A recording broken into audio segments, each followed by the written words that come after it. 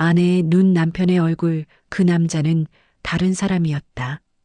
검은 상복이 제 몸을 조이는 것 같았습니다. 장례식장 복도를 걸으며 저는 숨을 깊이 들이마셨습니다. 국화향과 향 냄새가 뒤섞인 공기가 목을 타고 내려갔고 그제야 실감이 났습니다. 시어머니가 정말 돌아가셨구나. 이제 자유로워진 거야. 그런 생각이 머릿속을 스쳤지만 동시에 가슴 한편이 텅 빈 것처럼 허전했습니다. 25년입니다. 25해 동안 저는 이 집의 며느리로 살았고 그 시간의 대부분을 시어머니의 차가운 시선 아래에서 보냈습니다. 빈소 앞에 도착했을 때 남편 재훈 씨가 조문객들과 인사를 나누고 있었습니다. 그의 눈은 붉게 충혈되어 있었고 목소리는 쉬어 있었습니다. 어머니, 정말 갑자기 가셨어요. 아침까지만 해도 멀쩡하셨는데. 한 친척이 재훈 씨의 어깨를 두드리며 위로했습니다. 저는 시어머니의 영정 사진을 올려다봤습니다. 사진 속 시어머니는 제가 아는 그 모습 그대로였습니다. 작은 체구의 날카로운 눈빛, 입가에는 미소라고 하기엔 너무 희미한 표정이 걸려 있었습니다. 민정 씨는 오셨군요. 시누이 은경 씨가 제 옆으로 다가왔습니다. 그녀의 목소리에는 평소처럼 가시가 돋쳐 있었습니다. 어머니, 마지막 가시는 길인데 표정 관리 좀 하세요. 남들이 뭐라고 하겠어요. 내가 무슨 표정을 짓고 있었지? 저는 황급히 고개를 숙였습니다. 은경 씨는 한숨을 푹 내쉬고는 다시 조문객들에게로 돌아갔습니다. 영정 사진 앞에 무릎을 꿇고 앉았을 때 25년 전 이 집에 처음 들어오던 날이 떠올랐습니다. 26에 저는 희망으로 가득 차 있었고 새 가족을 만난다는 설렘에 심장이 두근거렸습니다. 민정아, 시어머니가 처음으로 제 이름을 불렀던 그날, 저는 그게 마지막 다정함이 될 줄은 몰랐습니다. 우리 재훈이 잘 부탁한다. 너도 알다시피 우리 집안이 그렇게 넉넉한 편은 아니야. 근데 내가 회계사라면서? 그럼 돈 버는 건 문제 없겠네. 저는 그때 고개를 끄덕였습니다. 그게 시작이었습니다. 결혼 일주일 후 시어머니는 제게 말했습니다. 민정아, 우리 재훈이가 승진하려면 뒷바라지가 필요해. 내가 직장 다니면 집안일은 누가 해? 시어머니가 며느리 뒷바라지까지 해야 되겠니? 저는 망설였습니다. 하지만 재훈 씨가 제 손을 잡으며 말했습니다. 여보, 미안해. 조금만 참아줘. 내가 자리 잡으면 다시 일해도 돼. 조금만. 그 조금이 25년이 될 줄은 몰랐습니다.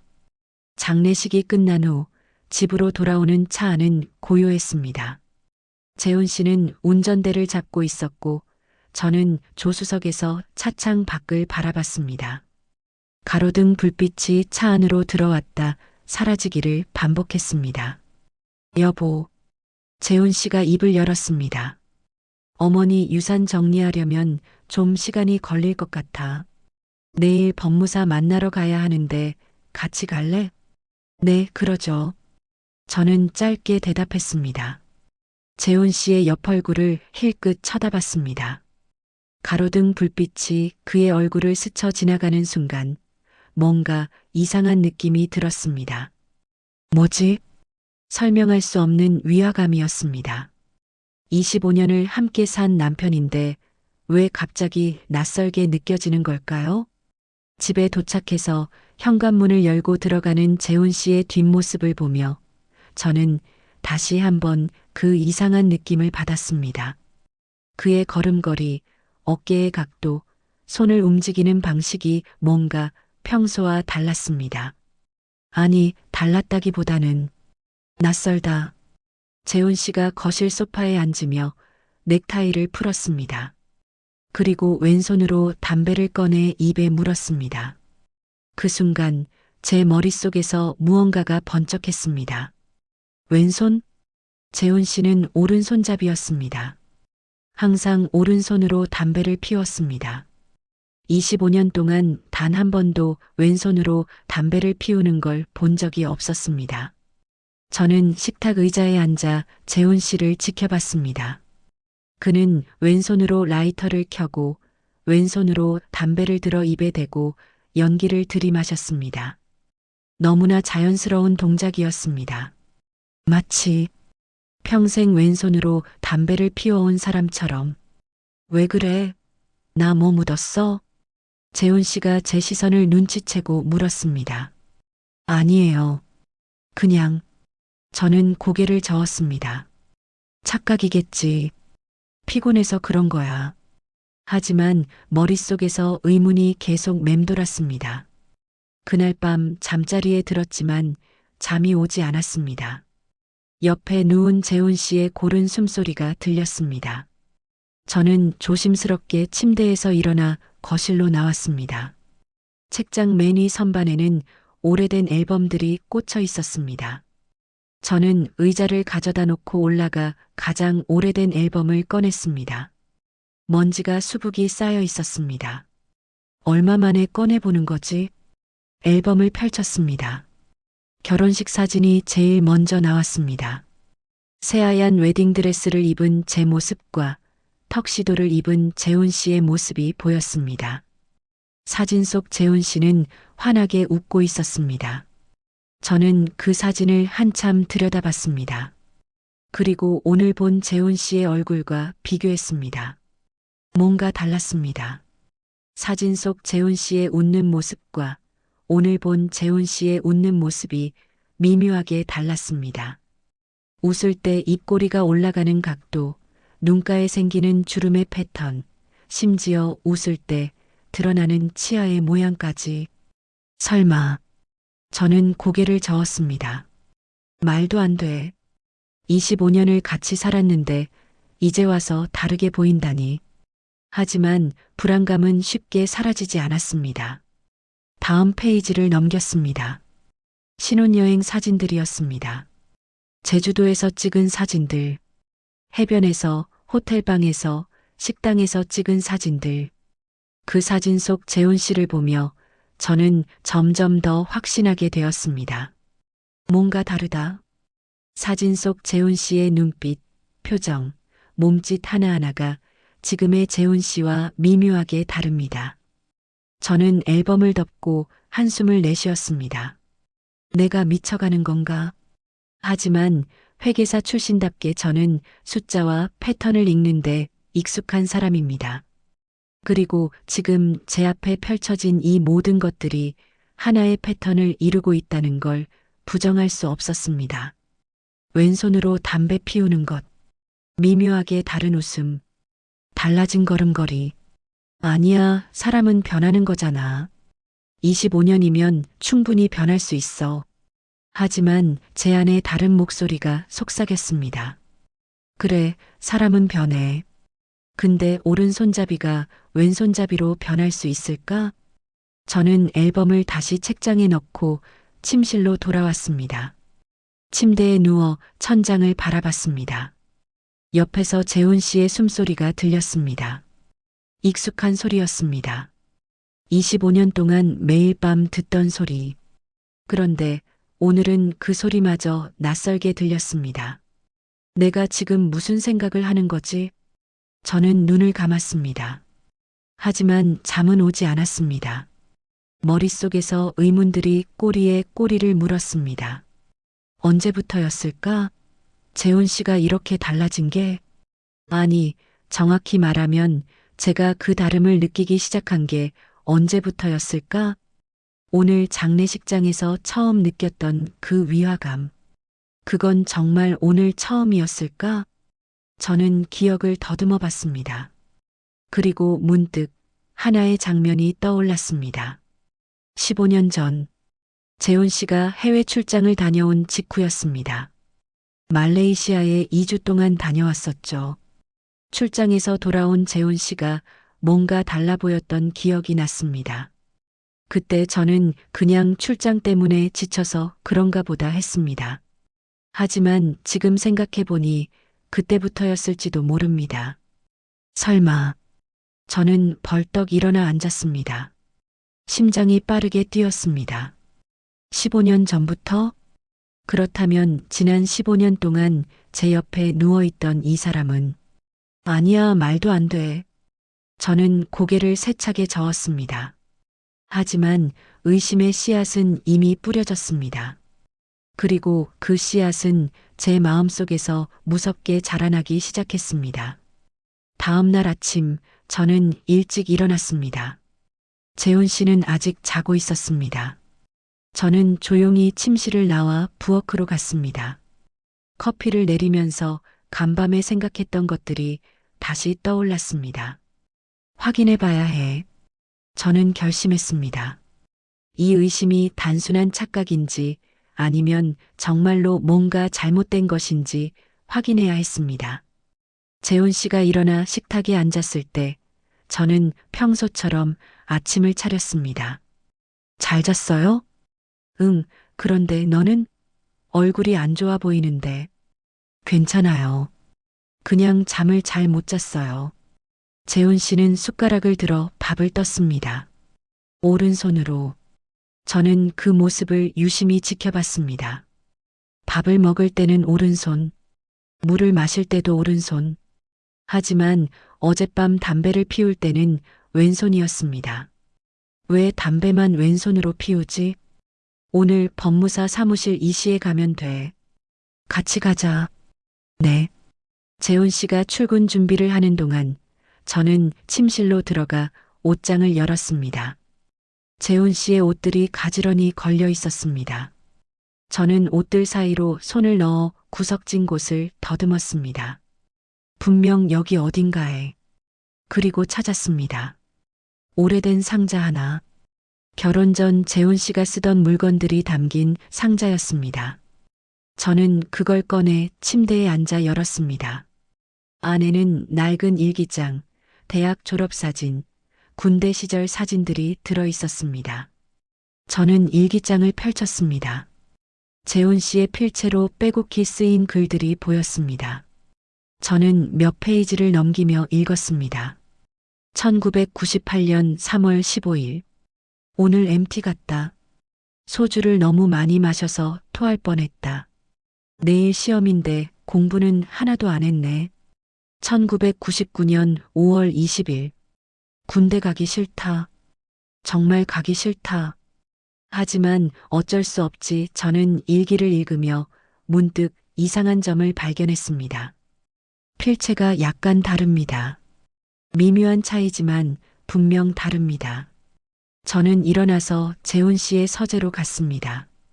그가 최근에 쓴 메모들이 책상 위에 놓여 있었습니다. 저는 일기장과 메모를 나란히 놓고 비교했습니다. 확실히 달랐습니다. 일기장의 필체는 더 각지고 거칠었습니다. 하지만 최근 메모의 필체는 더 둥글고 부드러웠습니다. 사람의 필체도 변할 수 있어. 25년이면. 하지만 제 마음속 의심은 더 커졌습니다. 저는 상자 안의 사진들을 꺼냈습니다. 군대 시절 사진이었습니다. 사진 속 젊은 재훈 씨가 전우들과 함께 웃고 있었습니다. 저는 그 얼굴 자세히 들여다봤습니다. 이 사람이 내 남편이 맞나? 사진 속 재훈 씨의 귀 모양을 봤습니다. 그리고 지금 거실에 걸린 최근 가족 사진 속 재훈 씨의 귀 모양과 비교했습니다. 귀는 변하지 않는다고 들었습니다. 지문처럼 사람마다 고유한 모양을 갖고 있다고. 저는 두 사진을 들고 거실로 갔습니다. 창가로 가서 햇빛 아래에서 사진들을 비교했습니다. 다르다. 귀의 굴곡, 귓불의 모양이 미묘하게 달랐습니다. 제 손이 떨렸습니다. 설마, 정말 설마. 그때 현관문이 열리는 소리가 들렸습니다. 여보, 서류 깜빡했어. 잠깐 가져가려고. 재훈 씨가 들어왔습니다. 저는 황급히 사진들을 등 뒤로 숨겼습니다. 무슨 사진 봐? 재훈 씨가 다가오며 물었습니다. 아무것도 아니에요. 그냥 옛날 사진 좀 보고 있었어요. 옛날 사진? 뭔데? 재훈 씨가 제 손에서 사진을 가져갔습니다. 군대 시절 사진이었습니다. 아, 이거 정말 오래됐네. 내가 이렇게 젊었었나? 재훈 씨가 웃으며 말했습니다. 저는 그의 반응을 살폈습니다. 자연스러웠습니다. 너무 자연스러웠습니다. 서류 챙겨서 갈게. 이시해봐. 재훈 씨가 서재로 들어가더니 서류를 챙겨 나갔습니다. 현관문이 닫히는 소리가 들렸습니다. 저는 그 자리에 그대로 서 있었습니다. 확인해야 해. 제대로 확인해야 해.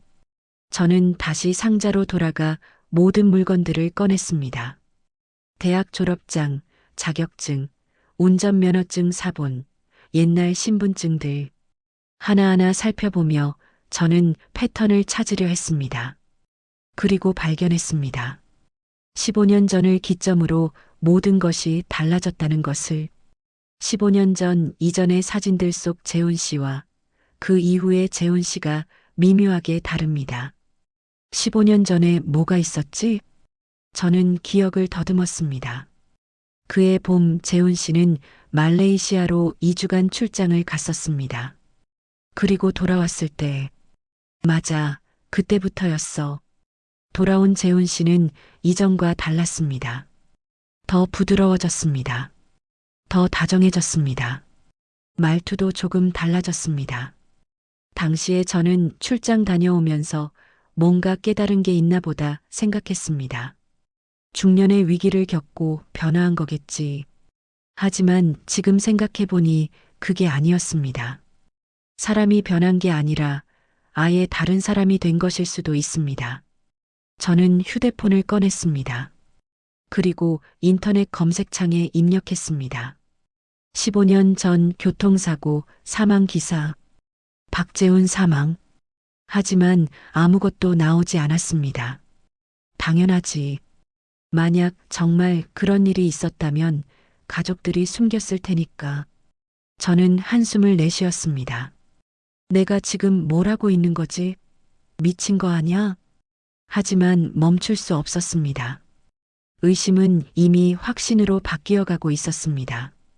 저는 재훈 씨의 옛 친구들 연락처를 찾아봤습니다.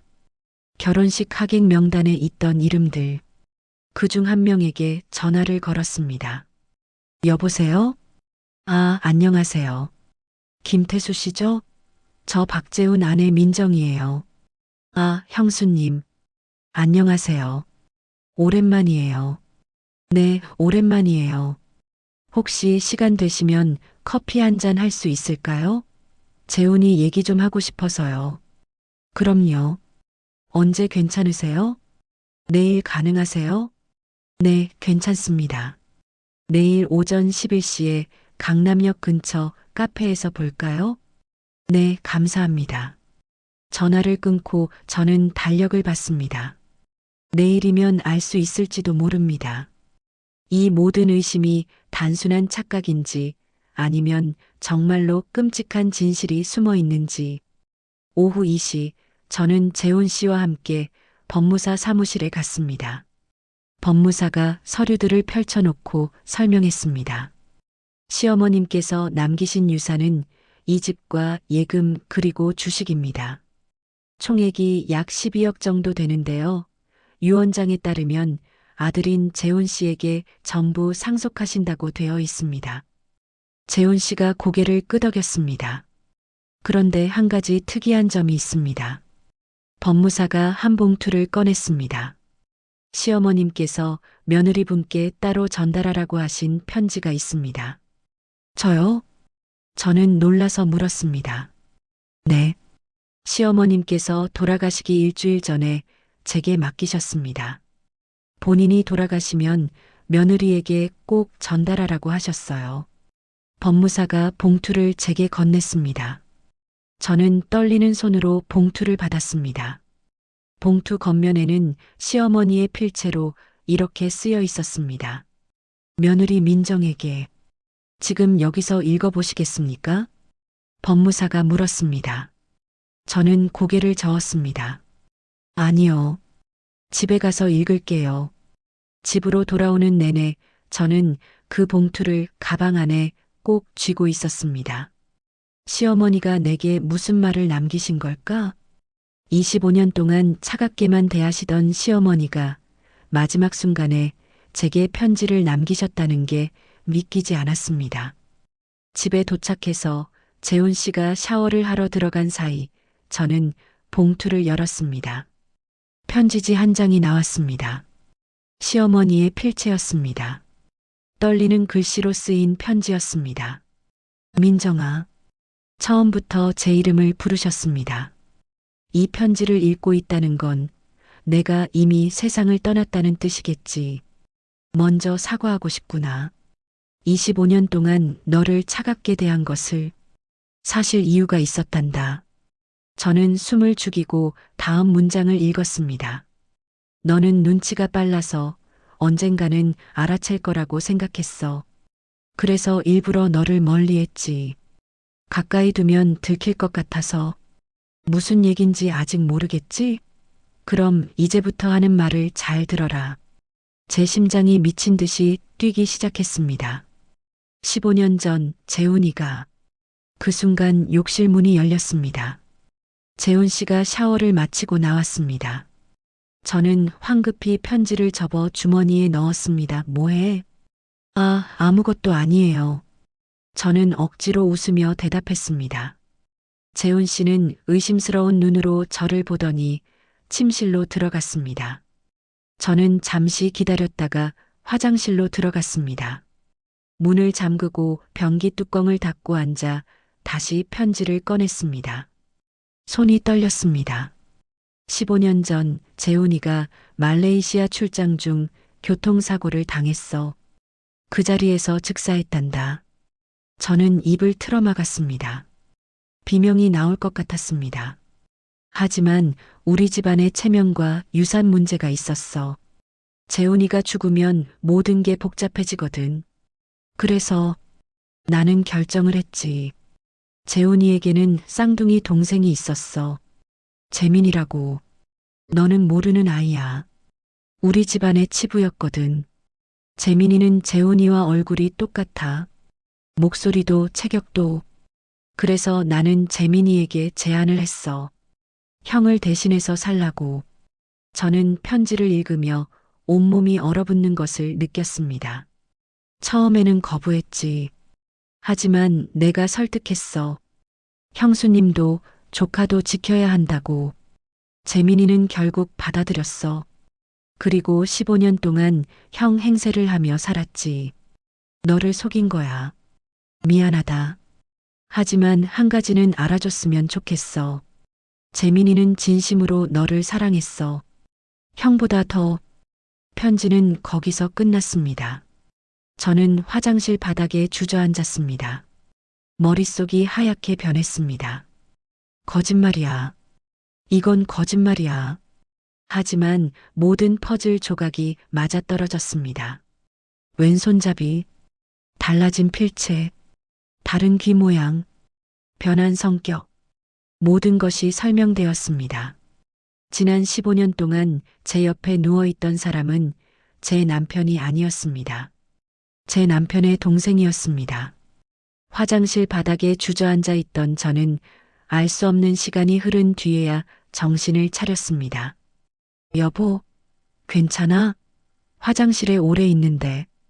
재민 씨, 아니 제가 재훈 씨라고 믿었던 그 사람의 목소리가 문 너머로 들렸습니다. 네, 괜찮아요. 금방 나갈게요. 저는 목소리를 가다듬어 대답했습니다. 거울을 봤습니다. 새하얗게 질린 제 얼굴이 보였습니다. 진정해. 일단 진정하자. 저는 찬물로 세수를 했습니다. 그리고 편지를 다시 주머니 깊숙이 넣었습니다. 화장실 문을 열고 나왔을 때 재민 씨가 침실 문 앞에 서 있었습니다. 얼굴이 안 좋아 보여. 어디 아파? 아니에요. 그냥 좀 피곤해서. 그럼 일찍 자. 내가 주방 정리할게. 재민 씨가 제 이마에 손을 대며 걱정스러운 표정을 지었습니다. 그 순간 저는 소름이 돋았습니다. 이 사람의 손길이 15년 동안 날마다 느꼈던 이 손길이 다른 사람의 것이었습니다. 고마워요. 먼저 들어가 있을게요. 저는 얼른 침실로 들어가 문을 닫았습니다. 침대에 앉아 심호흡을 했습니다. 어떻게 해야 하지? 머릿속이 복잡했습니다. 당장 나가서 따져 물어야 할까? 아니면 더 확실한 증거를 찾아야 할까? 시어머니의 편지만으로는 부족했습니다. 왜냐하면 죽은 사람의 편지니까. 재민 씨가 부인하면 끝입니다. 시어머니는 이미 돌아가셨고 진실을 증명할 방법이 없습니다. 증거가 필요해. 확실한 증거가. 저는 휴대폰을 꺼내 검색을 시작했습니다. 쌍둥이 구별 방법, DNA 검사, 신원 확인, 여러 자료들을 읽으며 계획을 세웠습니다. 먼저 재민 씨의 과거를 파악해야 했습니다. 쌍둥이 동생이 정말 존재하는지, 그가 정말 재훈 씨를 대신해 살고 있는지 확인해야 했습니다. 그리고 결정적인 증거가 필요했습니다. 내일 재훈 씨의 친구를 만나면 뭔가 알 수 있을지도 몰라. 저는 내일 만나기로 한 김태수 씨를 생각했습니다. 밤이 깊었습니다. 재민 씨가 침실로 들어왔습니다. 자는 거야? 응, 피곤해서. 저는 눈을 감은 채 대답했습니다. 재민 씨가 침대에 누웠습니다. 그의 숨소리가 점점 고르게 변했습니다. 잠든 것 같았습니다. 저는 조심스럽게 눈을 떴습니다. 어둠 속에서 재민 씨의 옆얼굴이 보였습니다. 25년. 아니, 정확히는 10년과 15년. 처음 10년은 진짜 재훈 씨와 그 다음 15년은 가짜 재훈 씨와 살았습니다. 근데 나는 왜 몰랐을까? 그 질문이 저를 괴롭혔습니다. 아내가 남편을 15년이나 같이 살면서 다른 사람인 걸 몰랐다니. 내가 그만큼 둔했던 걸까? 아니면 애초에 관심이 없었던 걸까? 그 생각이 들자 가슴이 아팠습니다. 결혼 초기 시어머니의 구박과 억압 속에서 저는 점점 지쳐갔습니다. 재훈 씨는 저를 위해 나서지 않았고 저는 혼자 모든 걸 견뎌야 했습니다. 그렇게 10년이 흘렀고 그때쯤 저는 이미 감정이 무뎌진 상태였습니다. 그리고 재민 씨가 나타났습니다. 재민 씨는 달랐습니다. 더 다정했고 더 세심했습니다. 제 말을 들어주었고 시어머니에게도 제 편을 들어주었습니다. 그래서 의심하지 않았던 거야. 사람이 변했다고, 좋은 쪽으로 변했다고 생각했습니다. 그게 아니었는데, 아예 다른 사람이었는데, 저는 눈물이 나려는 걸 참았습니다. 울면 안 됩니다. 아직은 일단 확인부터 해야 합니다. 다음 날 아침 저는 일찍 일어나 준비를 했습니다. 오늘 어디가? 재민 씨가 물었습니다. 친구 만나기로 했어요. 그래. 언제 들어와? 점심때쯤 올게요. 그럼 조심해서 다녀와. 재민 씨가 제 머리를 쓰다듬었습니다. 저는 그 손길을 피하고 싶었지만 참았습니다. 강남역 근처 카페에 도착했을 때 김태수 씨가 이미 와 있었습니다. 형수님 오셨어요? 네, 기다리셨어요? 저는 자리에 앉았습니다. 커피를 주문하고 한참을 어떻게 말을 꺼낼지 고민했습니다. 재훈이 형이 요즘 어떤가요? 태수 씨가 먼저 물었습니다. 그게 사실 재훈 씨 얘기를 하려고 만나자고 한 거예요. 무슨 일 있어요? 저는 숨을 깊이 들이마셨습니다. 혹시 재훈 씨한테 형제가 있었나요? 형제요? 외동인 걸로 아는데요. 쌍둥이 형제는요? 태수 씨가 눈을 깜빡였습니다. 쌍둥이요? 그런 얘기는 들어본 적 없는데 15년 전 재훈 씨가 말레이시아 출장 갔을 때 일 기억하세요? 말레이시아요? 아, 그때. 근데 그게 왜요? 태수 씨의 표정이 묘하게 변했습니다. 그때 재훈 씨한테 무슨 일 있었나요? 저는 직접적으로 물었습니다. 태수 씨가 잠시 망설이더니 입을 열었습니다. 형수님, 사실은 그가 주변을 둘러보고 목소리를 낮췄습니다. 그때 이상한 소문이 있었어요. 무슨 소문이요? 재훈이 형이 출장 중에 교통사고로 죽었다는 소문이요. 제 심장이 멎는 것 같았습니다. 뭐라고요? 저도 처음엔 말도 안 된다고 생각했어요. 근데 출장 다녀온 후로 재훈이 형이랑 연락이 끊겼거든요. 그러다가 몇 달 뒤에 다시 연락이 왔는데 그때 뭐가 달랐나요? 글쎄요. 딱히 달라진 건 없었는데. 아, 근데 목소리가 조금 달라진 것 같기도 하고. 다른 건요? 예전엔 형이 술자리에서 꼭 노래를 불렀거든요. 근데 그 이후로는 노래를 안 불러요. 왜 안 부르냐고 물으면 목이 안 좋다고 하고. 저는 메모지에 받아 적었습니다. 혹시 그때 재훈 씨 가족들이 이상한 행동한 거 없었나요? 글쎄요. 아, 그러고 보니 그때 어머님이 갑자기 집을 팔고 이사를 가셨어요. 그것도 지방으로. 어디로요? 부산이었던가? 한 1년 정도 계시다가 다시 서울로 오셨어요. 1년. 재민 씨를 훈련시킨 기간이었을까? 혹시 재훈 씨 동생 얘기 들어보신 적 없으세요? 태수 씨가 고개를 갸웃거렸습니다. 동생이요? 재훈이 형은 외동인데. 아, 잠깐만요. 그가 뭔가 떠올랐다는 듯이 말했습니다. 대학교 때 한번 형이랑 똑같이 생긴 사람을 본 적이 있어요. 정말요? 네.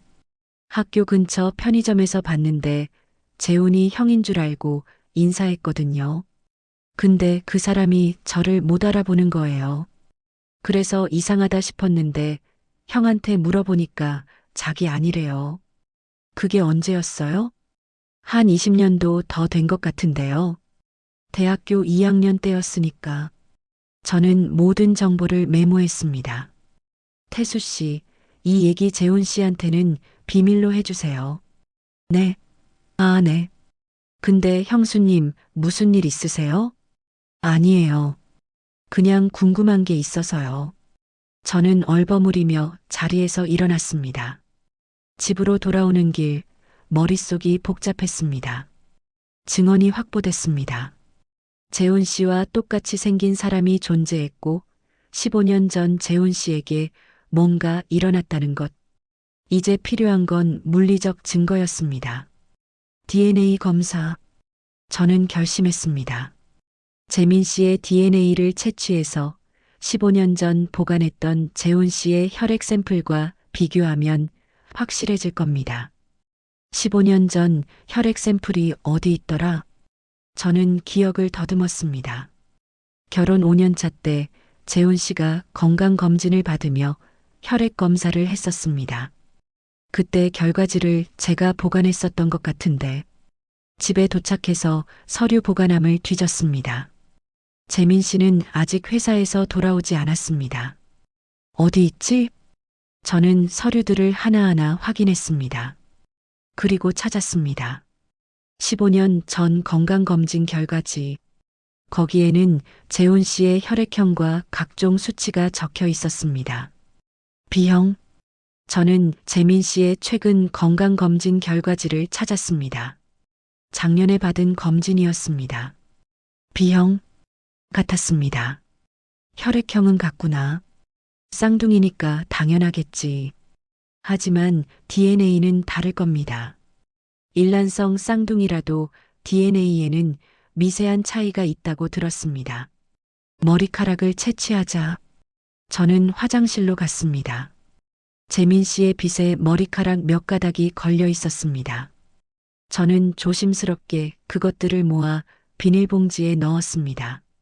그리고 15년 전 보관했던 재훈 씨의 물건들에서도 머리카락을 찾으려 했지만 찾을 수 없었습니다. 다른 방법이 필요해. 저는 인터넷을 검색했습니다. DNA 검사 의뢰 방법. 개인 DNA 검사, 친자 확인 검사, 여러 업체들이 나왔습니다.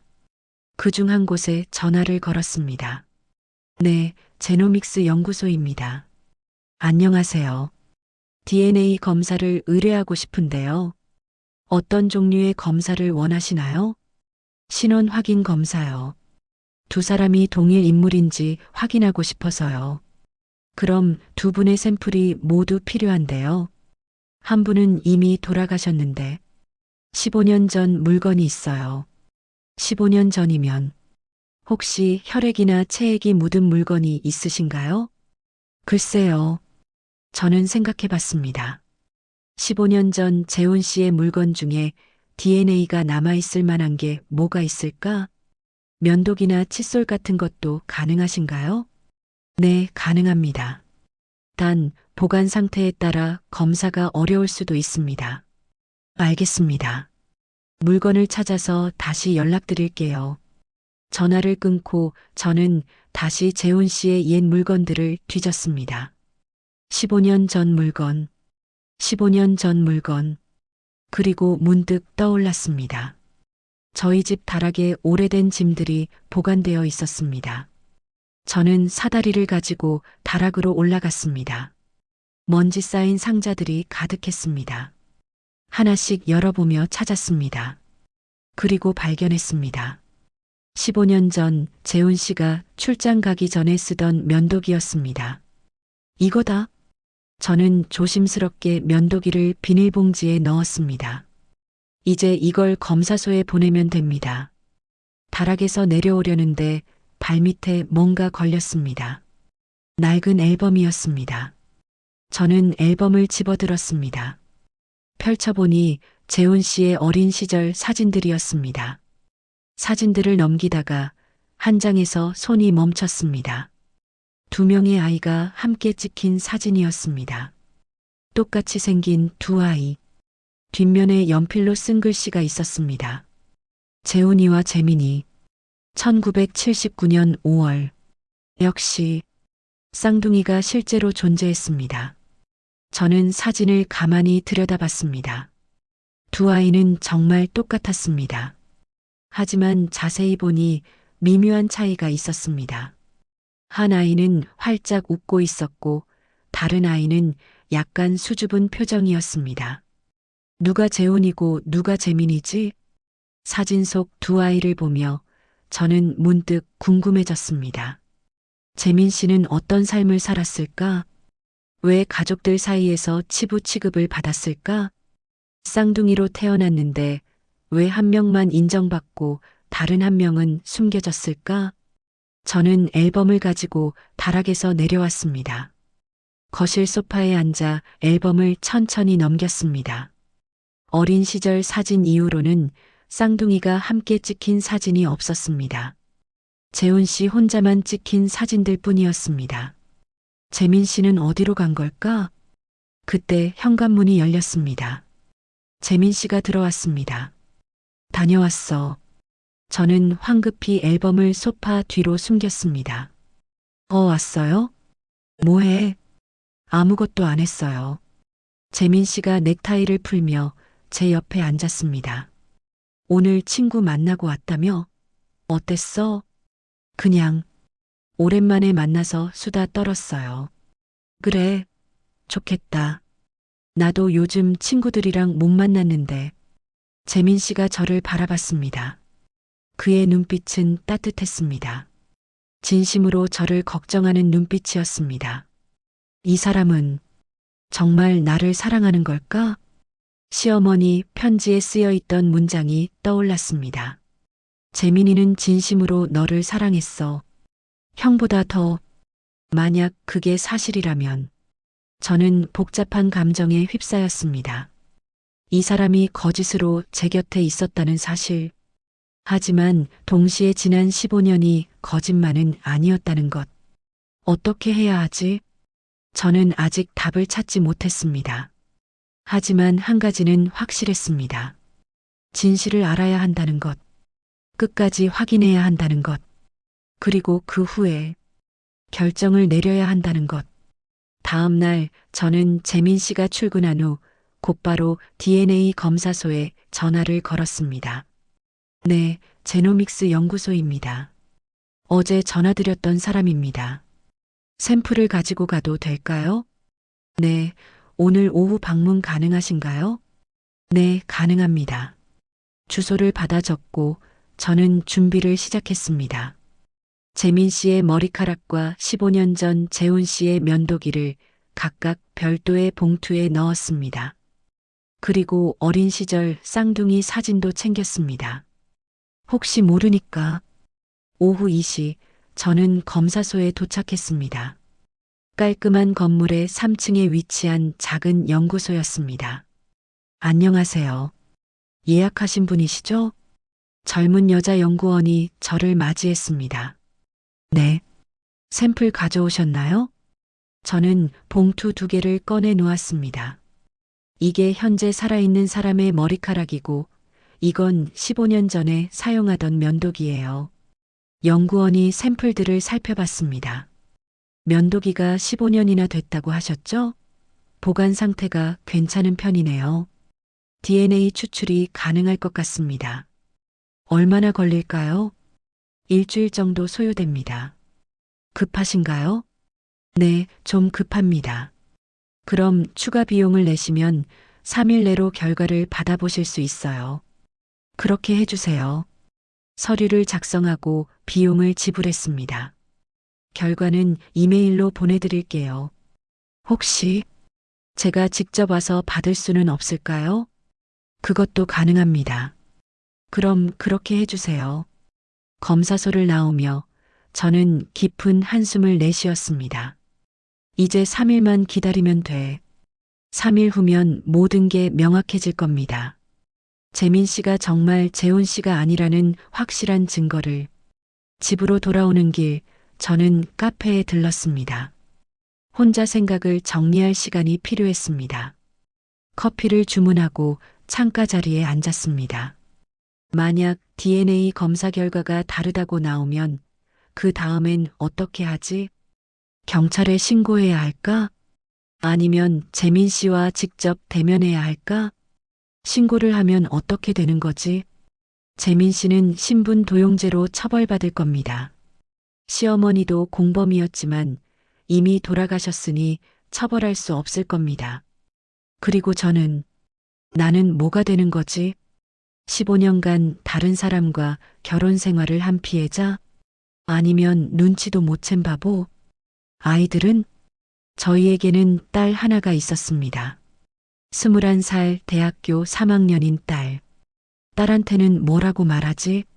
내가 알고 있던 아빠가 사실은 삼촌이었다고? 그 말을 어떻게 할 수 있을까요? 저는 머리를 감싸쥐었습니다. 너무 복잡했습니다. 그때 휴대폰이 울렸습니다. 재민 씨였습니다. 여보, 응, 나야. 지금 어디야? 밖에 잠깐 나왔어요. 그래, 저녁에 일찍 들어갈 수 있을 것 같아. 같이 외식할까? 여보, 왜? 싫어? 아니에요. 좋아요. 그래, 그럼 6시에 집 앞에서 만나자. 내가 좋아하는 일식집 예약할게. 전화를 끊고 저는 씁쓸하게 웃었습니다. 내가 좋아하는 일식집. 재민 씨는 제가 좋아하는 것들을 다 알고 있었습니다. 일식, 특히 연어 초밥을 좋아한다는 것. 커피는 아메리카노보다 라떼를 선호한다는 것. 겨울에는 목도리를 꼭 해야 한다는 것. 작은 것들까지 다 기억하고 배려했습니다. 진짜 재훈 씨는 그러지 않았습니다. 진짜 재훈 씨는 제 생일도 자주 잊어버렸고 제가 뭘 좋아하는지 관심도 없었습니다. 그래서 눈치 못 챈 거야. 재민 씨가 더 나은 남편이었으니까, 더 나은 사람이었으니까. 저는 그게 변화라고 생각했습니다. 사람이 성장했다고 생각했습니다. 하지만 그게 아니었어. 아예 다른 사람이었던 거죠. 저녁 6시, 저는 약속 장소에 나갔습니다. 재민 씨가 차를 가지고 와 있었습니다. 차에 타자 재민 씨가 웃으며 말했습니다. 오늘 회사에서 좋은 일 있었어. 무슨 일인데요? 승진이야. 부장 됐어. 와, 축하해요. 고마워. 다 당신 덕분이야. 재민 씨가 제 손을 잡았습니다. 당신이 옆에서 지켜줘서 여기까지 올 수 있었어. 저는 그의 손을 바라봤습니다. 따뜻한 손이었습니다. 15년 동안 저를 지켜준 손이었습니다. 하지만 거짓의 손이기도 하지. 일식집에 도착해서 자리에 앉았습니다. 재민 씨가 연어 초밥을 주문했습니다. 최근에 피곤해 보여. 무슨 일 있어? 아니에요. 시어머니 돌아가신 일 때문에 좀. 그렇겠지. 나도 아직 실감이 안 나. 어머니가 갑자기 가셔서 재민 씨의 눈가에 슬픔이 어렸습니다. 진짜 슬픔인지 연기인지 알 수 없었습니다. 이 사람은 시어머니를 어떻게 생각했을까? 자신을 형으로 살게 만든 어머니를 원망했을까? 아니면 감사했을까? 어머니 유품 정리하다가 편지 받았다면서? 재민 씨가 물었습니다. 저는 깜짝 놀랐습니다. 어떻게 알았어요? 법무사한테 들었어. 어머니가 너한테 따로 편지를 남기셨다고. 무슨 내용이었어? 저는 잠시 망설이다가 거짓말을 했습니다. 별거 아니에요. 그냥 미안하다는 내용이었어요. 미안하다고? 뭐가? 25년 동안 차갑게 대한 것에 대해서요. 그랬구나. 재민 씨가 고개를 끄덕였습니다.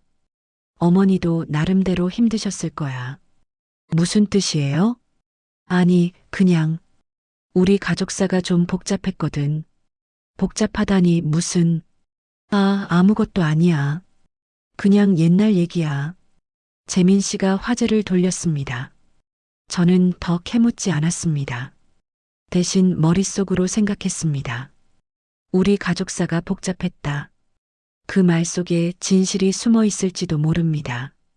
식사를 마치고 집으로 돌아오는 길, 재민 씨가 갑자기 차를 세웠습니다. 왜요? 잠깐만. 재민 씨가 차에서 내리더니 길가 꽃집으로 들어갔습니다. 잠시 후 장미 꽃다발을 들고 나왔습니다. 이거, 왜 갑자기? 그냥 당신한테 고마워서. 고마울 게 뭐 있어요? 다 고마워. 25년 동안 내 옆에 있어줘서. 재민 씨가 제 눈을 똑바로 보며 말했습니다. 나 없이는 못 살아.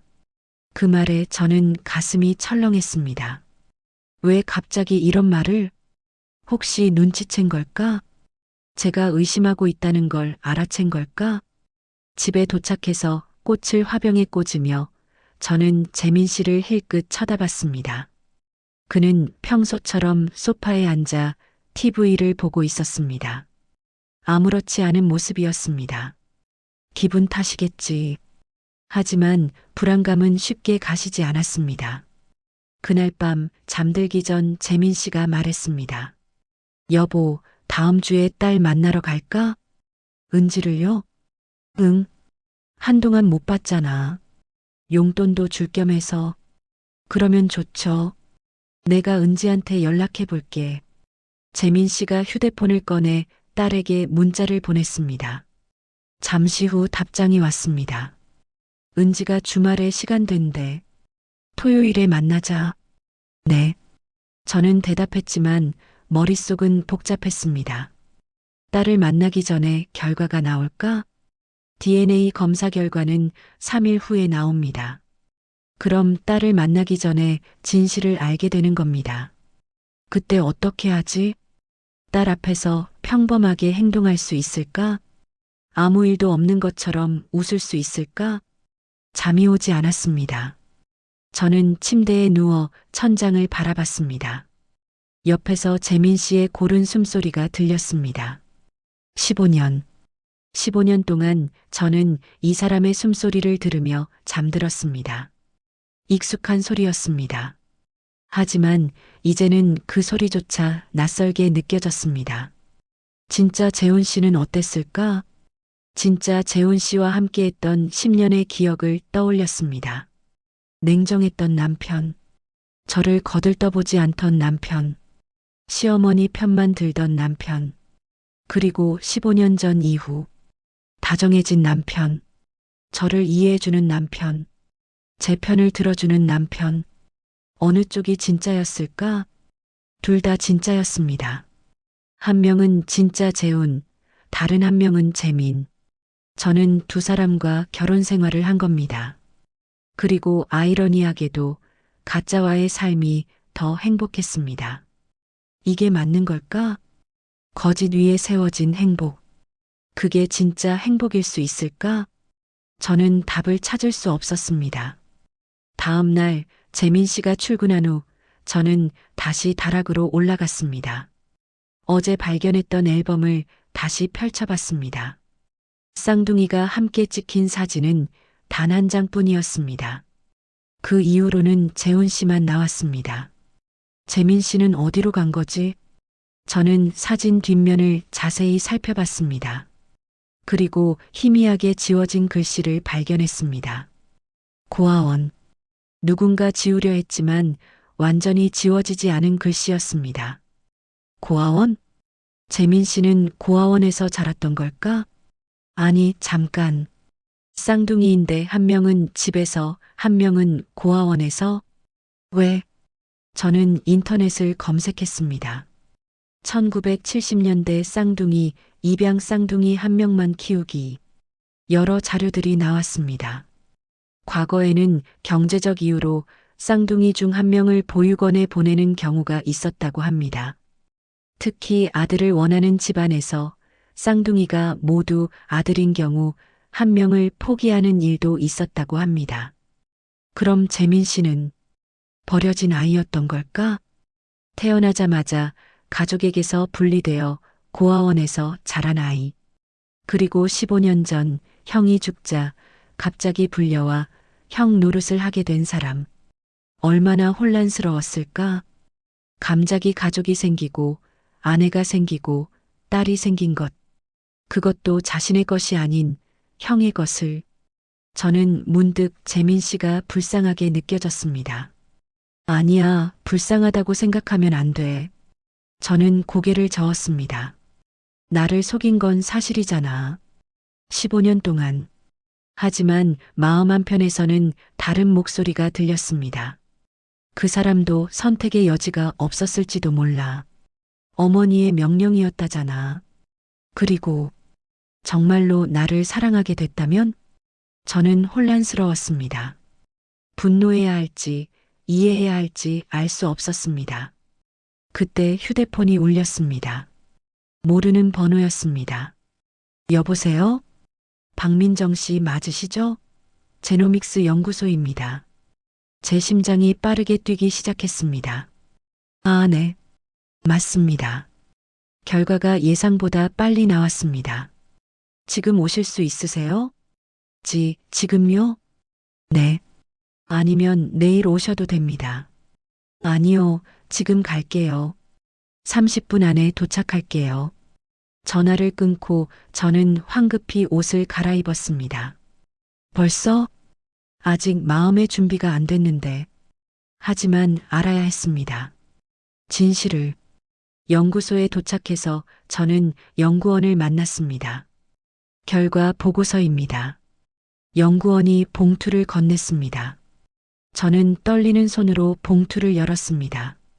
첫 페이지에 결론이 적혀 있었습니다. 두 샘플의 DNA는 일치하지 않습니다. 단 유전적으로 매우 가까운 관계 일란성 쌍둥이 또는 직계 가족로 추정됩니다. 저는 그 문장을 멍하니 바라봤습니다. 일치하지 않는다. 확인됐습니다. 재민 씨는 재훈 씨가 아닙니다. 15년 동안 제 옆에 있던 사람은 다른 사람이었습니다. 저는 보고서를 가슴에 꼭 안고 연구소를 나왔습니다. 거리를 걸으며 눈물이 흘렀습니다. 왜 우는지 모르겠습니다. 슬퍼서인지, 분노해서인지, 아니면 그냥 모든 게 황당해서인지. 이제 어떻게 하지? 증거는 확보했습니다. 이제 선택을 해야 합니다. 재민 씨와 대면할 것인지, 경찰에 신고할 것인지 아니면 그냥 모른 척 할 것인지 저는 벤치에 앉아 한참을 울었습니다. 지나가는 사람들이 저를 쳐다봤지만 신경 쓰지 않았습니다. 울고 나니 조금 진정이 됐습니다. 저는 휴대폰을 꺼냈습니다. 그리고 딸에게 전화를 걸었습니다. 엄마, 은지야. 엄마 왜 그래? 목소리가 왜 그래? 아니야, 괜찮아. 그냥 엄마 목소리 듣고 싶어서. 무슨 일 있어? 할머니 돌아가셔서 힘들어? 응, 그래. 좀 힘들어. 엄마, 주말에 보자. 내가 맛있는 거 사줄게. 고마워, 은지야. 엄마 사랑해. 나도 사랑해. 전화를 끊고 저는 다시 눈물을 흘렸습니다. 은지한테는 뭐라고 말하지? 진실을 말해야 할까? 아니면 평생 숨겨야 할까? 저는 답을 찾을 수 없었습니다. 집으로 돌아왔을 때는 이미 해가 저물고 있었습니다. DNA 검사 결과를 가방 깊숙이 넣고 저는 소파에 앉았습니다. 온몸에 힘이 하나도 없었습니다. 이제 뭘 해야 하지? 머릿속이 복잡했습니다. 생각이 정리되지 않았습니다. 그때 현관문이 열렸습니다. 다녀왔어. 재민 씨였습니다. 저는 고개를 들어 그를 바라봤습니다. 평소처럼 웃고 있는 그의 얼굴. 하지만 이제 저는 알고 있었습니다. 저 얼굴이 저 사람이 누구인지. 왜 그래? 어디 아파? 재민 씨가 다가와 제 이마에 손을 대며 물었습니다. 아니에요. 그냥 좀 피곤해서요. 그래. 오늘 어디 나갔다 왔어? 응. 그냥 바람 좀 쏘러. 힘들면 쉬어. 내가 저녁 차릴게. 재민 씨가 부엌으로 향했습니다. 저는 그의 뒷모습을 물끄러미 바라봤습니다. 15년. 15년 동안 이 사람은 완벽하게 연기를 했습니다. 아니, 연기라고 하기엔 너무 자연스러웠습니다. 어쩌면 이제는 연기가 아닐지도 몰라. 15년 동안 박재훈으로 살다 보니 이제는 정말로 박재훈이 된 것일지도. 저녁 식사를 하는 동안 저는 재민 씨를 관찰했습니다. 밥을 먹는 모습, 반찬을 집는 모습, 물을 마시는 모습, 모든 게 자연스러웠습니다. 25년을 함께 산 부부처럼. 오늘 회사에서 재밌는 일 있었어. 재민 씨가 말을 꺼냈습니다. 무슨 일인데요? 신입사원 한 명이 나보고 닮은 사람을 봤대. 강남역에서. 제 손이 멈췄습니다. 닮은 사람이요? 응. 근데 내가 아니었나 봐. 그냥 닮은 사람이었나 보지 뭐. 재민 씨는 아무렇지 않게 말했습니다. 하지만 저는 알고 있었습니다. 그게 무슨 뜻인지. 세상 어딘가에 재민 씨의 과거를 아는 사람이 있다는 것. 재민 씨와 재훈 씨를 모두 아는 사람이 존재한다는 것. 그 사람이 뭐래요? 그냥 인사했는데 못 알아보는 것 같더래. 그래서 사람 잘못 봤나 보다 했대 그랬구나.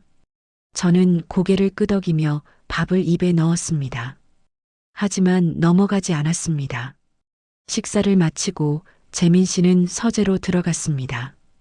회사 서류 좀 봐야 해. 먼저 씻고 자. 알았어요. 저는 설거지를 하며 생각했습니다. 이대로 계속 갈 수는 없어. 언젠가는 말해야 합니다. 알고 있다고. 진실을 알고 있다고. 하지만 오늘은 아니었습니다. 아직 준비가 안 됐습니다. 샤워를 하고 침대에 누워 있는데 휴대폰이 울렸습니다. 신우이 은경 씨였습니다. 언니 나야. 응, 무슨 일이야? 내일 시간 돼? 어머니 유품 정리하려고 하는데 같이 가야 할 것 같아서. 언제? 내일 오전 11시에 어머니 집에서 만날까? 알았어. 전화를 끊고 저는 한숨을 내쉬었습니다. 시어머니 집. 그곳에 가면 뭔가 더 알 수 있을지도 모릅니다. 다음 날 오전 저는 시어머니의 집으로 향했습니다. 재민 씨는 출근했고 은경 씨가 먼저 와 있었습니다. 언니 왔어? 응. 저는 신발을 벗고 들어갔습니다. 시어머니의 집은 조용했습니다. 주인이 없는 집은 이렇게 적막한 걸까요? 어머니 방부터 정리할까? 은경 씨가 앞장섰습니다. 시어머니의 방은 깔끔하게 정돈되어 있었습니다. 옷장부터 정리하자. 은경 씨가 옷장을 열었습니다. 옷들을 하나씩 꺼내 박스에 담으며 저는 옷장 구석을 살펴봤습니다. 그리고 발견했습니다. 작은 서랍이 하나 있었습니다. 이거 뭐야? 저는 서랍을 꺼냈습니다. 열쇠로 잠겨 있었습니다. 열쇠 어디 있을까? 어머니 서랍장에 있을걸. 은경 씨가 책상 서랍을 뒤지더니 열쇠 뭉치를 찾아왔습니다. 여러 개를 시도한 끝에 서랍이 열렸습니다. 안에는 낡은 편지들과 사진들이 들어 있었습니다. 저는 조심스럽게 꺼냈습니다. 편지 봉투에는 재민에게라고 적혀 있었습니다. 이게 뭐야? 은경 씨가 제 어깨 너머로 들여다봤습니다. 재민? 그게 누구야? 모르겠어. 저는 거짓말을 했습니다. 편지를 펼쳤습니다. 재민아, 어머니야. 너를 보육원에 보낸 게 어머니 인생 최대의 실수였어. 하지만 그때는 어쩔 수 없었단다. 집안 형편이 너무 어려워서 둘 다 키울 수가 없었어. 재훈이는 장남이니까 집에 두고 너는 보육원으로 보냈지. 미안하다. 편지는 사과로 가득했습니다. 그리고 마지막 부분에 이렇게 적혀 있었습니다. 그래도 내가 형을 대신해서 이 가족을 지켜줘서 고맙다. 너는 형보다 더 좋은 아들이자 남편이었어. 용서해다오. 저는 편지를 다 읽고 천천히 접었습니다. 뭐라고 써 있어? 은경 씨가 물었습니다. 그냥 개인적인 내용이야. 재민이가 누군데? 은경 씨의 목소리에 날이 서 있었습니다. 저는 은경 씨를 똑바로 바라봤습니다. 언니는 알고 있었어요? 뭘? 재훈 씨 동생 얘기요. 은경 씨의 얼굴이 굳어졌습니다. 무슨 소리야? 언니도 알고 있었잖아요. 15년 전에 무슨 일이 있었는지. 은경 씨는 한참을 말이 없다가 한숨을 내쉬었습니다. 언제 알았어? 최근에요. 어떻게? 어머니 편지 받았어요. 은경 씨가 소파에 주저앉았습니다. 나도 몰랐어. 처음에는. 언제 알게 됐어요? 5년 전쯤? 어머니가 술 드시고 실수로 말씀하신 거야. 그런데 왜 나한테 말 안 했어요? 말해서 뭐해? 이미 10년이나 지났는데. 그리고 재민이가 오빠보다 훨씬 나은 사람이었어. 은경 씨가 저를 바라봤습니다. 솔직히 말할게. 진짜 오빠는 형편없는 남편이었어. 언니한테 관심도 없었고 어머니 말만 듣고 살았잖아. 근데 재민이는 달랐어. 언니를 진심으로 아꼈어. 우리 가족을 진짜 가족처럼 대했고, 하지만 그건 거짓이었잖아요. 거짓으로 시작했을지 몰라도 지금은 진심이야. 나는 그렇게 생각해. 저는 아무 말도 할 수 없었습니다. 언니, 이 일 어떻게 할 거야? 은경 씨가 조심스럽게 물었습니다. 모르겠어요. 경찰에 신고할 거야? 그럼 재민이는 감옥에 가. 신분 도용죄로. 그리고 언니도 은지도 다 힘들어져. 알아요. 그냥 모른 척하면 안 돼? 이미 15년이나 지났잖아. 저는 은경 씨를 보며 말했습니다. 언니라면 그렇게 할 수 있어요? 15년간 거짓 속에서 산 걸 알면서 계속 같이 살 수 있어요? 은경 씨는 대답하지 못했습니다. 저는 편지들을 다시 서랍에 넣었습니다. 유품 정리는 언니가 마저 해요. 나 먼저 갈게요. 언니. 은경 씨가 불렀지만 저는 돌아보지 않고 집을 나왔습니다. 집으로 돌아오는 길 저는 재민 씨에게 전화를 걸었습니다. 여보, 지금 어디예요? 회사인데. 왜? 오늘 일찍 퇴근할 수 있어요? 응, 왜? 무슨 일 있어? 할 얘기가 있어요.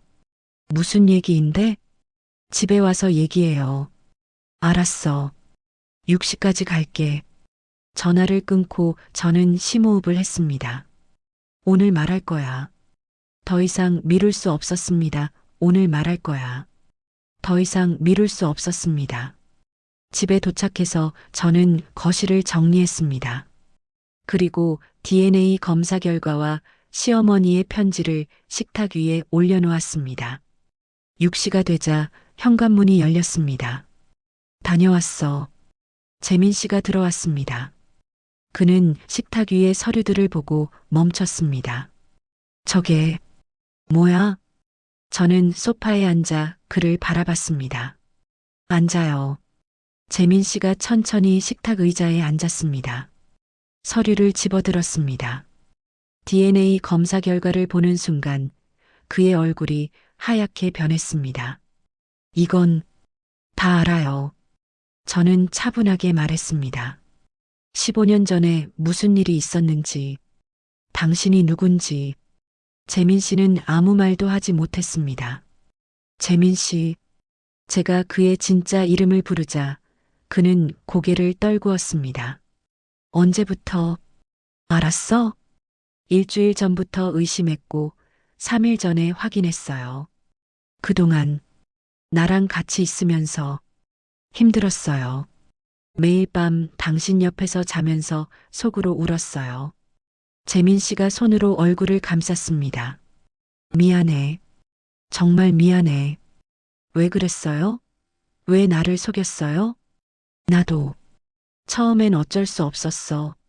재민 씨가 떨리는 목소리로 말했습니다. 어머니가 나를 찾아왔을 때 나는 보육원에서 나와서 겨우 일자리 하나 구해서 살고 있었어. 가족도 없고 친구도 없고 아무것도 없었어. 그때 어머니가 나타나서 말했어. 형이 죽었으니 형을 대신해서 살라고. 처음엔 거절했어. 말도 안 되는 소리라고 생각했어. 재민 씨의 눈에 눈물이 고였습니다. 하지만 어머니가 말했어. 형수와 조카를 지켜야 한다고. 그 사람들한테는 가장이 필요하다고. 그래서 받아들인 거예요? 아니, 그것만으로는 부족했어. 하지만 어머니가 당신 사진을 보여줬을 때 재민 씨가 저를 바라봤습니다. 한눈에 반했어. 사진 속 당신은 너무 슬퍼 보였어. 시어머니한테 시달리고 남편한테 무시당하고 그렇게 살고 있는 당신을. 나라면 당신을 행복하게 해줄 수 있을 것 같았어. 형보다 더 잘해줄 수 있을 것 같았어. 그래서 나를 속인 거예요? 처음에는 그럴 생각이었어. 1년만 형 노릇하다가 사고로 죽은 척하고 사라지려고 했어. 재민 씨가 손으로 눈물을 닦았습니다. 근데 당신과 살면서 진짜로 사랑하게 됐어. 은지도 내 딸처럼 사랑하게 됐고 15년 동안 단 한 번도 말할 생각 안 했어요? 매일 말하고 싶었어. 매일 밤 당신 옆에서 자면서 고백하고 싶었어. 하지만 말하면 모든 게 끝날 것 같아서 재민 씨가 무릎을 꿇었습니다. 미안해. 정말 미안해. 나를 용서해줘. 저는 그의 모습을 내려다봤습니다. 무릎 꿇고 우는 남자. 15년 동안 제 남편이었던 남자. 아니, 15년 동안 남편 행세를 했던 남자. 일어나요. 민정아. 일어나라고요. 재민 씨가 천천히 일어났습니다. 당신이 나를 사랑했다는 건 믿어요. 그건 진심이었다는 거 느낄 수 있었어요. 그럼. 하지만 그게 다가 아니잖아요. 당신은 나를 속였어요. 15년 동안. 저는 가방에서 서류 봉투를 꺼냈습니다. 이게 뭐야? 이혼 서류요. 재민 씨의 얼굴이 일그러졌습니다. 안 돼. 제발. 당신과의 결혼은 애초에 무효예요. 왜냐하면 당신은 박재훈이 아니니까. 하지만 우리 15년을 같이 살았잖아. 그래요. 15년을 살았어요. 거짓 위에서 저는 서류를 식탁에 놓았습니다. 일주일 드릴게요. 그동안 생각해 보세요. 이혼에 합의하고 조용히 정리할 건지 아니면 제가 경찰에 신고할 건지. 민정아, 제발. 그리고 은지한테는 제가 말할게요. 진실을. 안 돼. 은지는 안 돼. 재민 씨가 제 손을 잡았습니다. 저는 그의 손을 뿌리쳤습니다. 은지는 알 권리가 있어요. 자기 아빠가 누군지. 하지만 은지한테 이미 상처는 생겼어요. 15년 전에 당신이 거짓말을 시작했을 때 저는 침실로 들어가 문을 잠갔습니다. 문 너머로 재민 씨의 흐느끼는 소리가 들렸습니다. 저는 침대에 앉아 눈물을 흘렸습니다. 이게 맞는 걸까? 머리로는 알고 있었습니다. 이혼이 맞다고, 헤어져야 한다고. 하지만 가슴은 아팠습니다. 15년. 짧지 않은 시간이었습니다. 그 시간 동안 함께 웃고, 울고, 사랑했던 기억들이 모두 거짓은 아니었을 텐데. 하지만 시작이 거짓이었잖아. 저는 베개에 얼굴을 묻고 소리내어 울었습니다. 다음 날 아침, 저는 침실 문을 열고 나왔습니다.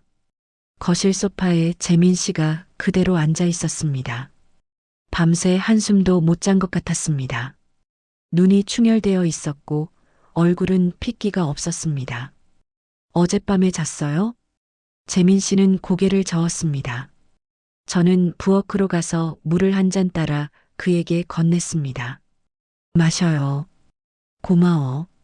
재민 씨가 물을 받아 마셨습니다. 회사는요? 오늘 휴가 냈어. 그래요. 저는 식탁에 앉았습니다. 민정아. 네. 한 가지만 부탁해도 될까? 뭔데요? 은지 만나기 전까지만. 조금만 더 시간을 줘. 내가 은지한테 직접 말하게 해줘. 저는 잠시 생각하다가 고개를 끄덕였습니다. 알았어요. 토요일까지는 기다릴게요. 고마워. 하지만 그게 끝이에요. 토요일에 은지 만나서 당신이 직접 말하세요. 진실을. 재민 씨가 고개를 숙였습니다. 알았어. 그날부터 저희 집은 이상한 정적에 휩싸였습니다. 같은 공간에 있지만 말을 나누지 않았습니다. 재민 씨는 출근을 했지만 일찍 돌아왔습니다. 저녁은 각자 먹었습니다. 밤에는 재민 씨가 거실 소파에서 저는 침실에서 잤습니다. 금요일 저녁 저는 은지에게 전화를 걸었습니다. 엄마, 은지야, 내일 시간 되지? 응, 된다고 했잖아. 아빠랑 같이 온다며? 그래. 은지야. 왜? 무슨 일 있어? 아니야. 내일 보자. 엄마 목소리 이상한데? 정말 괜찮아? 응, 괜찮아. 내일 봐. 전화를 끊고 저는 한숨을 내쉬었습니다. 내일이면 모든 게 끝나는구나. 그날 밤 저는 잠을 이룰 수 없었습니다. 내일이면 딸에게 진실을 말해야 합니다. 내 아빠는 진짜 아빠가 아니라고. 15년 동안 너를 키운 사람은 삼촌이라고. 은지는 어떻게 받아들일까? 충격받을 게 뻔했습니다. 아니, 충격받는 정도가 아니라 무너질지도 모릅니다. 저는 침대에서 일어나 거실로 나갔습니다. 소파에서 재민 씨가 뒤척이고 있었습니다. 안 주무세요? 재민 씨가 몸을 일으켰습니다. 너도? 저는 그의 옆에 앉았습니다. 한참을 침묵이 흘렀습니다. 민정아. 네. 내가 형이었으면 좋겠다고 생각한 적 있어? 무슨 말이에요? 가끔 생각해. 내가 형으로 태어났으면 어땠을까? 그럼 이 모든 거짓말이 필요 없었을 텐데. 재민 씨의 목소리가 떨렸습니다. 나는 형과 똑같은 얼굴로 태어났어. 같은 날, 같은 시간에. 근데 형은 사랑받았고 나는 버려졌어. 단지 30분 늦게 태어났다는 이유로. 보육원에서 자라면서 항상 궁금했어. 내 진짜 가족은 어디 있을까? 나를 버린 부모는 어떤 사람일까? 재민 씨가 저를 바라봤습니다. 15년 전 어머니가 나를 찾아왔을 때 너무 기뻤어. 드디어 가족을 찾았다고 생각했어. 하지만 어머니는 나를 아들로 본 게 아니었어. 그냥 형의 대역으로 봤을 뿐이지. 저는 가슴이 먹먹해졌습니다. 그래도 당신을 만나서 좋았어. 처음으로 진짜 가족이 생긴 것 같았어. 당신과 은지가 있어서 행복했어. 그래도 거짓말은 거짓말이에요. 알아. 나도 알아. 매일 밤 당신 옆에서 자면서 죄책감에 시달렸어. 하지만 진실을 말하면 이 모든 걸 잃을 것 같아서 겁났어. 재민 씨가 눈물을 흘렸습니다. 미안해. 정말 미안해. 저는 그의 손을 잡았습니다. 저도 미안해요. 왜 당신이 얼마나 힘들었을지 생각 못했어요. 당신도 피해자였을 텐데. 아니야. 나는 피해자가 아니야. 나는 선택했어. 이 거짓말을. 그리고 그 선택의 대가를 치를게. 당신이 원하는 대로 할게. 저는 재민 씨의 손을 놓았습니다. 내일 은지한테 말해요. 그리고 끝내요. 알았어. 저는 일어나 침실로 돌아갔습니다. 토요일 아침, 저는 평소보다 일찍 일어나 준비를 했습니다. 재민 씨도 이미 일어나 있었습니다. 준비됐어? 응. 우리는 말없이 집을 나섰습니다. 은지와 만나기로 한 곳은 대학교 근처 카페였습니다. 카페에 도착했을 때 은지가 이미 와 있었습니다. 엄마, 아빠, 은지가 손을 흔들었습니다. 저는 억지로 웃으며 다가갔습니다. 오래 기다렸어? 아니, 방금 왔어. 근데 엄마 아빠 왜 이래? 표정이 안 좋은데? 은지야. 재민 씨가 입을 열었습니다. 아빠가 할 말이 있어. 무슨 말? 은지가 우리를 번갈아 보며 물었습니다. 혹시 이혼하는 거야? 아니야. 그게 아니라 재민 씨가 말을 잇지 못했습니다. 저는 은지의 손을 잡았습니다. 은지야, 엄마 아빠가 너한테 숨긴 게 있어. 뭔데? 사실은 그 순간 카페 문이 열리며 누군가 들어왔습니다. 저는 무심코 그쪽을 봤다가 얼어붙었습니다. 그곳에 서 있는 사람은 재민 씨와 똑같은 얼굴이었습니다. 아니, 재민 씨가 아니었습니다. 다른 사람이었습니다. 저 사람, 은지도 그 사람을 봤습니다. 아빠랑 똑같이 생겼는데? 재민 씨가 그 사람을 보고 눈이 커졌습니다. 그 사람도 우리를 봤습니다. 그리고 천천히 다가왔습니다. 재민아. 그 사람이 재민 씨를 불렀습니다. 형? 재민 씨의 입에서 그 단어가 흘러나왔습니다. 저는 믿을 수 없었습니다. 형? 재훈 씨가 살아있다고? 그 사람이 저를 보며 말했습니다. 오래간만입니다, 민정 씨. 제 머릿속이 하얗게 변했습니다. 이게 무슨 일이지? 카페 안의 소음이 모두 사라진 것 같았습니다. 제 귀에는 심장 뛰는 소리만 들렸습니다. 재훈 씨? 저는 떨리는 목소리로 그의 이름을 불렀습니다. 그는 고개를 끄덕였습니다. 네, 박재훈입니다. 하지만 당신은 죽었다고. 죽지 않았습니다. 15년 전 말레이시아에서 사고가 났지만 죽지 않았어요. 은지가 혼란스러운 표정으로 물었습니다. 무슨 소리예요? 아빠가 2명이라고요? 재훈 씨가 은지를 보며 쓸쓸하게 웃었습니다. 안녕, 은지야. 아빠, 아니, 삼촌이라고 해야겠구나. 삼촌? 은지가 재민 씨를 봤습니다. 아빠, 이게 무슨 일이에요? 재민 씨는 아무 말도 하지 못했습니다. 재훈 씨가 빈 의자에 앉으며 말했습니다. 일단 앉으시죠. 설명할게요. 저는 다리에 힘이 풀려 의자에 주저앉았습니다. 재훈 씨가 입을 열었습니다. 15년 전 말레이시아 출장 중에 교통사고를 당했습니다. 머리를 심하게 다쳐서 병원에 입원했죠.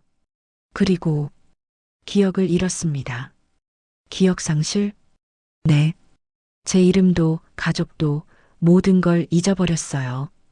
6개월 동안 병원에 누워 있었고 깨어났을 때는 아무것도 기억나지 않았습니다. 재훈 씨가 천천히 말을 이어갔습니다. 현지 경찰이 제 신원을 파악하려고 했지만 제가 가지고 있던 물건들이 다 불에 탔어요. 여권도 지갑도.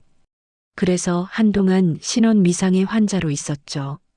그럼 그동안 어머니는 저를 찾으려 하지 않았습니다. 아니, 찾을 수 없었죠. 왜냐하면 이미 재민이를 저 대신 들여놓았으니까요. 재민 씨가 고개를 숙였습니다. 형, 나는 괜찮아, 재민아. 내 잘못이 아니야.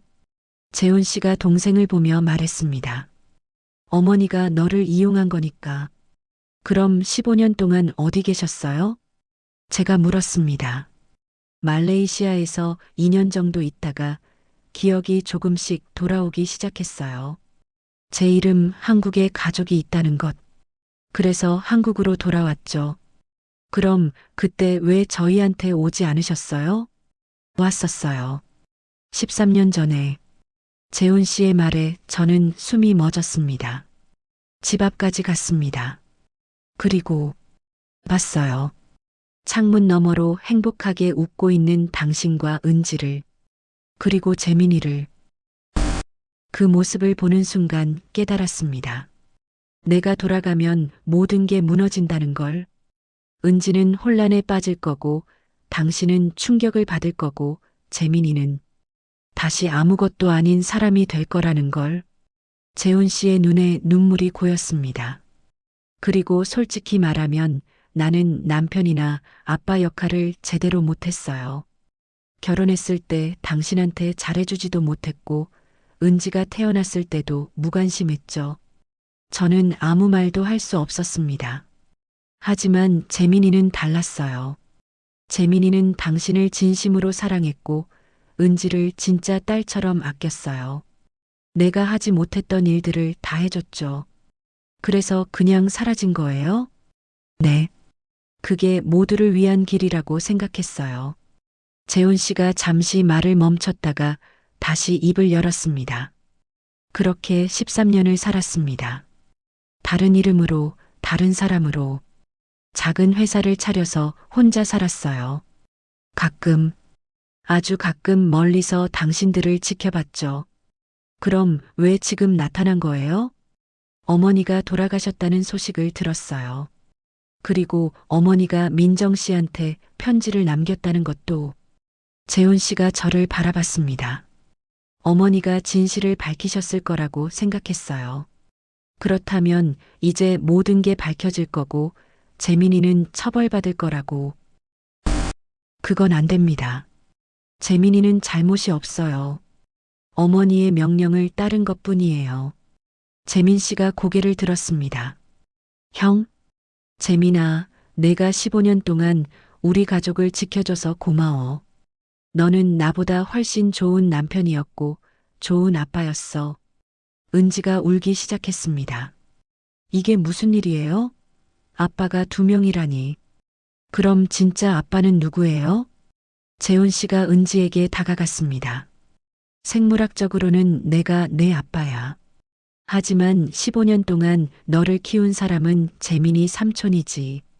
저는 뭐예요? 누구 딸이에요? 은지가 울부짖었습니다. 저는 딸을 안았습니다. 은지야, 괜찮아. 엄마가 있잖아. 엄마는 알고 있었어요? 아빠가 가짜라는 걸 최근에 알았어. 엄마도 충격받았어. 재훈 씨가 말했습니다. 민정 씨, 제가 법적으로 죽은 사람으로 처리해달라고 하겠습니다. 무슨 말씀이에요? 그럼 당신과 재민이의 결혼은 유효해요. 재민이도 처벌받지 않고요. 하지만 이게 최선입니다. 저는 이미 13년 동안 다른 사람으로 살았어요. 박재훈은 15년 전에 죽은 겁니다. 재민 씨가 일어나 형에게 다가갔습니다. 형, 그럴 수 없어요. 형도 살아야죠. 나는 괜찮아. 나는 이미 내 삶을 살고 있어. 하지만, 재민아, 재훈 씨가 동생의 어깨를 잡았습니다. 민정 씨를 행복하게 해줘. 은지도 잘 키워줘.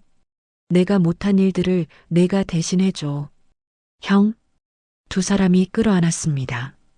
똑같은 얼굴을 한 두 남자가 서로를 안고 우는 모습을 보며 저는 눈물을 흘렸습니다. 얼마나 시간이 흘렀을까요? 재훈 씨가 먼저 몸을 뗐습니다. 이제 가봐야겠어요. 어디 가세요? 제 삶으로 돌아가야죠. 여기는 제가 있을 곳이 아니에요. 재훈 씨가 마지막으로 저를 바라봤습니다. 민정 씨, 행복하세요. 그리고 미안합니다. 좋은 남편이 되지 못해서. 재훈 씨, 재민이가 당신을 행복하게 해줄 거예요. 그 아이를 믿어주세요. 재훈 씨가 은지의 머리를 쓰다듬었습니다. 은지야, 잘 자라줘서 고마워. 좋은 딸이 되어줘서. 아저씨, 아니 아빠, 진짜 안 만날 거예요? 우리는 이미 작별했어. 15년 전에. 이건 그냥 인사일 뿐이야. 재훈 씨가 돌아서서 카페 문을 향해 걸었습니다. 그리고 문을 열기 전에 한번 뒤를 돌아봤습니다. 모두 행복하세요. 문이 닫혔습니다. 재훈 씨는 사라졌습니다. 카페 안에는 저와 재민 씨, 그리고 은지만 남았습니다. 긴 침묵이 흘렀습니다. 은지가 재민 씨를 보며 물었습니다. 아빠, 아니, 삼촌님? 은지야, 뭐라고 불러야 해요? 재민 씨의 눈에서 눈물이 흘렀습니다. 미안해, 은지야. 아빠는 내 진짜 아빠가 아니었어. 하지만 15년 동안 저를 키워주셨잖아요. 그래도 은지가 재민 씨를 안았습니다. 아빠예요. 저한텐 아빠예요. 혈육이 아니어도 15년 동안 저를 사랑해주신 분이니까 아빠예요. 재민 씨가 딸을 꼭 안고 울었습니다. 저는 그 모습을 보며 눈물을 흘렸습니다. 복잡했습니다. 재훈 씨를 보내야 했던 것도, 재민 씨와 계속 살아야 하는 것도, 모든 게 복잡하고 어려웠습니다. 하지만 한 가지는 확실했습니다. 이 가족은, 이 기묘한 가족은 진짜 가족이었습니다. 거짓으로 시작했지만 진심으로 이어진 가족이었습니다. 그날 이후 한 달이 흘렀습니다. 저희 가족은 천천히 일상으로 돌아갔습니다. 아니, 정확히 말하면 새로운 일상을 만들어갔습니다. 재민 씨는 법원에 신청해서 정식으로 개명을 했습니다. 이제 그는 법적으로도 박재훈이 되었습니다. 재훈 씨가 남긴 서류들 덕분에 모든 절차가 순조롭게 진행됐습니다. 진짜 재훈 씨는 15년 전 말레이시아에서 사망한 것으로 공식 기록됐습니다. 그리고 재민 씨가 그 자리를 정식으로 물려받았습니다. 법적으로는 문제가 없었습니다. 하지만 마음은 그렇게 간단하지 않았습니다. 저는 재민 씨와 이혼 서류를 찢었습니다. 하지만 다시 시작하기로 했습니다. 처음부터. 민정 씨. 어느 날 저녁 재민 씨가 저를 불렀습니다. 왜요? 다시 프로포즈해도 될까요? 뭐라고요? 재민 씨가 무릎을 꿇었습니다. 손에는 작은 상자가 들려 있었습니다. 박민정 씨, 저 박재민과 결혼해 주시겠습니까? 지금 뭐 하는 거예요? 진짜 프로포즈요.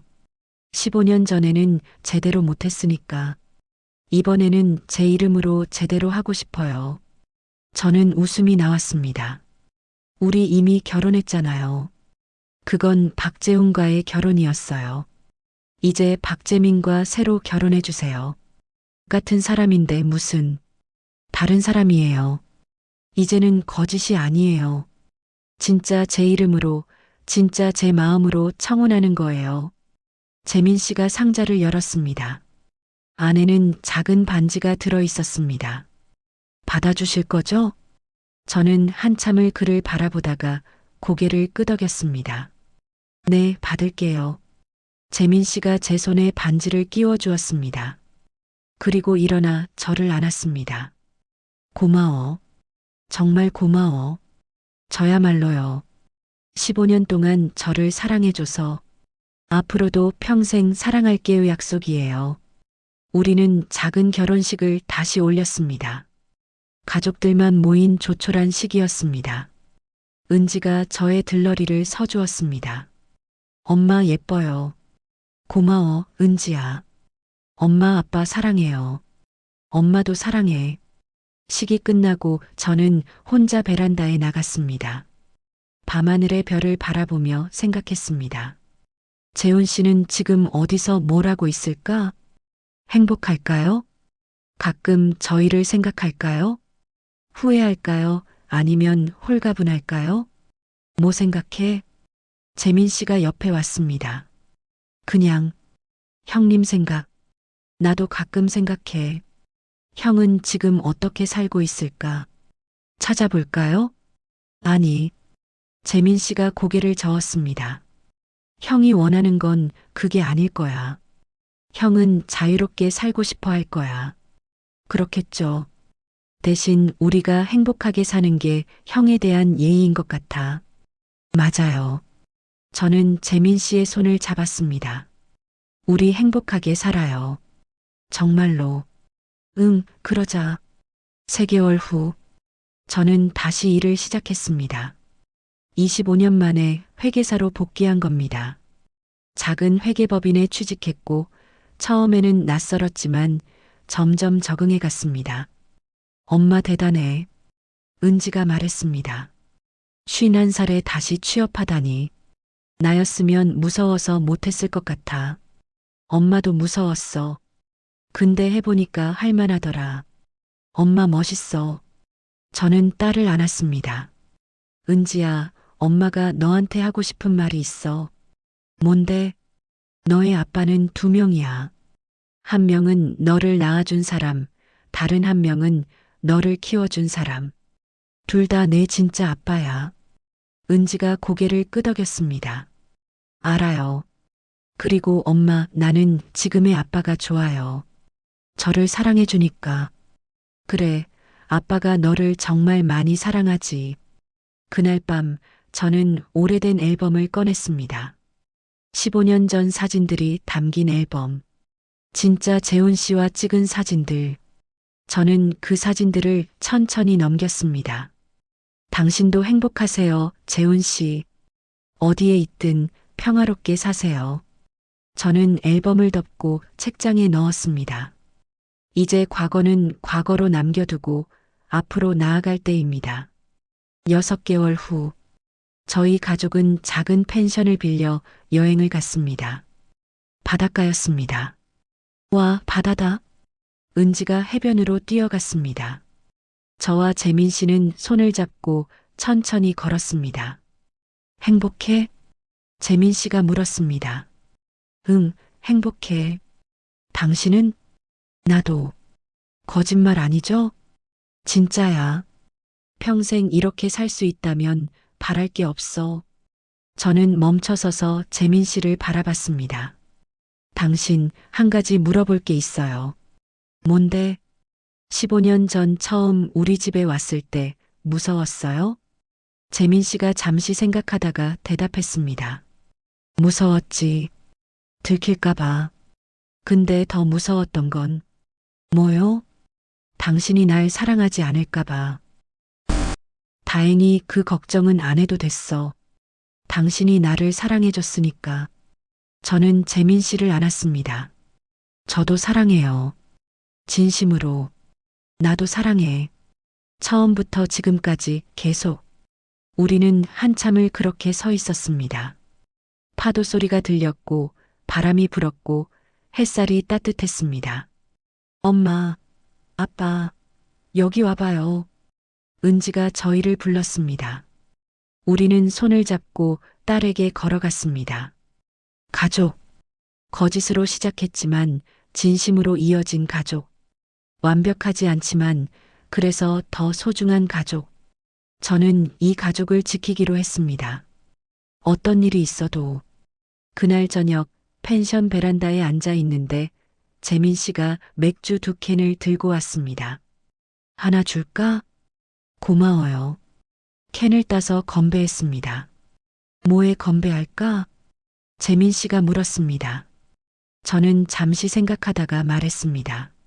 새로운 시작에, 새로운 시작에. 우리는 캔을 부딪혔습니다. 별이 쏟아질 것 같은 밤하늘 아래에서 저는 생각했습니다. 인생은 참 이상합니다. 때로는 거짓이 진실보다 더 진실되고 가짜가 진짜보다 더 진짜 같습니다. 중요한 건 이름이나 혈연이 아니라 마음입니다. 진심으로 사랑하고 진심으로 돌보고 진심으로 함께하는 것. 저는 거울 앞에 섰습니다. 거울 속 제 모습을 바라보며 물었습니다. 나는 누구지? 25년 동안 두 남자의 아내였던 여자. 15년 동안 속았지만 행복했던 여자. 진실을 알고도 용서하기로 한 여자.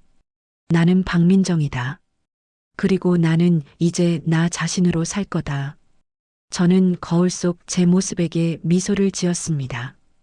그리고 돌아서서 가족이 있는 거실로 갔습니다. 재민 씨와 은지가 소파에 앉아 TV를 보고 있었습니다. 엄마, 여기 앉아요. 은지가 제 자리를 만들어 주었습니다. 저는 그 사이에 앉았습니다. 재민 씨가 제 어깨에 팔을 두르고 은지가 제 무릎에 기댔습니다. 완벽한 가족은 아니지만 우리의 가족. 그걸로 충분했습니다. 감사합니다. 다음 시간에도 좋은 이야기로 찾아뵙겠습니다. 아직 구독 안 하셨다면 지금 바로 구독 버튼 눌러주시고 좋아요도 잊지 말아주세요.